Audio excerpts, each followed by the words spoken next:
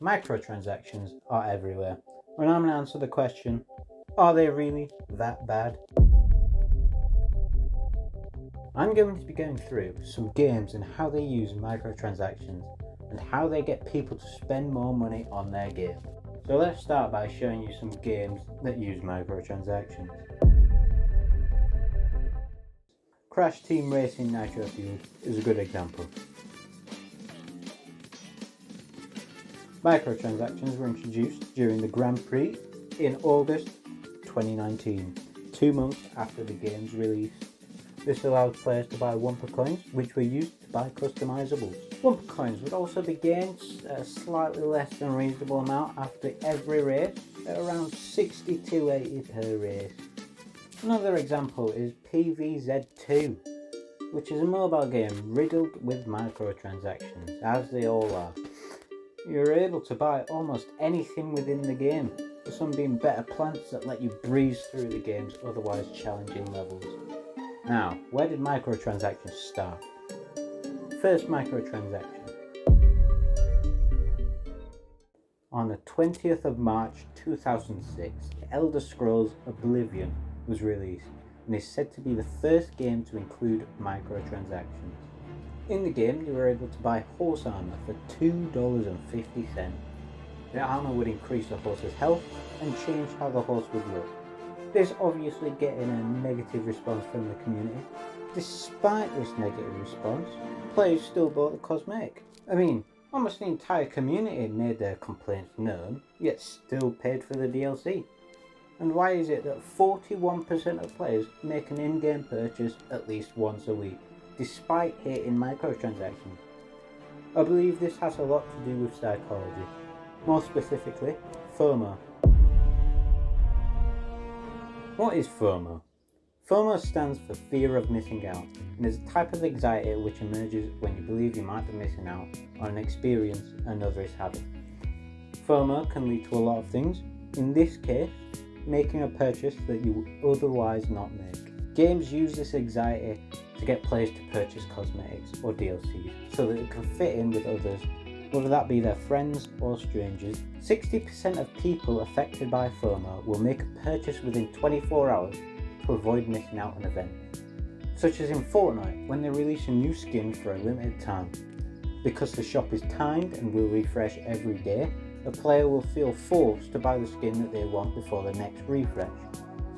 This seems to me that they're preying on people's anxiety and wanting to fit in to sell skins and make money.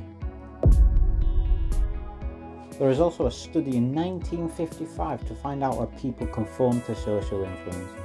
This is pretty similar to FOMO and relates to individuals conforming to group norms so that they can fit in. A person will follow trends to fit in even if they don't agree with the trend.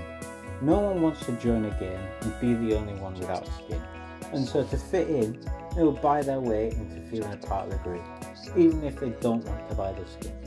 Pay to win. Now this is hands down the worst way to implement microtransactions in your game. Pay to win is when a developer implements an upgrade that are available to players for purchase. These upgrades will give the players an unfair advantage when playing the game. The perfect example for pay to win in games is Star Wars Battlefront 2, which when the game was released, it let players buy tokens to open crates. This wasn't that bad until you learned that the crates would give character upgrades and severely set back the others that didn't pay. Players were obviously angry with the developers, rightfully so, and wanted them to remove them immediately. Not only this, but on the game's release, most of the characters including Darth Vader, Luke Skywalker, Chewbacca and Emperor Palpatine had to be unlocked using credits, an in-game currency, and quite a lot of these credits. In fact, to save up enough credits for a single character, it would take a player 40 hours. But don't worry, if you don't want to spend this much time, you could just buy crystals, another in-game currency, which you can use to get credits. This was a big issue for players, as the locked characters were more powerful and maybe the reason they bought the game in the first place. I mean, who doesn't want to play Darth Vader in a Star Wars game? After all the backlash and negative comments, the EA developers decided to defend their decision on Reddit, which obviously wasn't received very well. In fact, it has the world record for the most downvoted comment by far.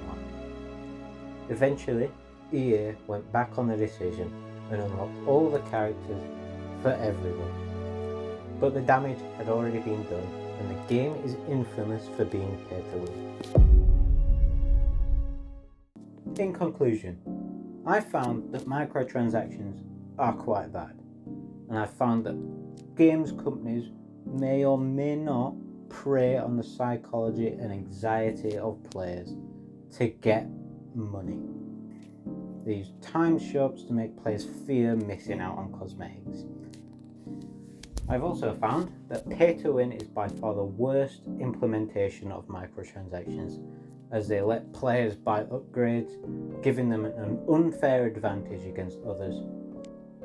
From my research, I've come up with better ways to implement microtransactions. My first idea being to get rid of pay to win in games altogether, as pay to win undermines the players who spend more time to be good at a game, and instead makes the game about who has the most money to buy upgrades.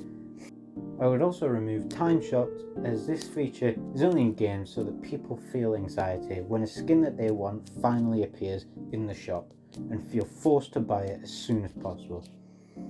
This is a clear tactic in the industry that is used to make more money at the cost of their players' mental and financial health.